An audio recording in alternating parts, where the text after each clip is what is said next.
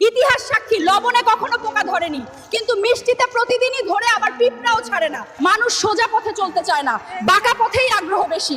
তাই তো মদ বিক্রেতাকে কোথাও যেতে হয় না, কিন্তু দুধওয়ালাকে বাজারে দাঁড়ে দাঁড়ে ঘুরতে হয়। আমরা সর্বদা দুধ বিক্রেতাকে বলে থাকি, দুধে জল মিশাননি তো? আর মানুষ মদে জল মিশে খায়। আজ পর্যন্ত মানুষকে এতটুকুই চিনলাম।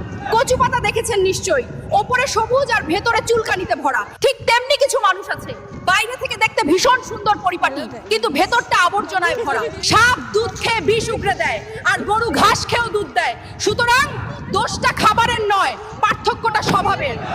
নিজের যোগ্যতা নিয়ে কখনো অহংকার করবেন না।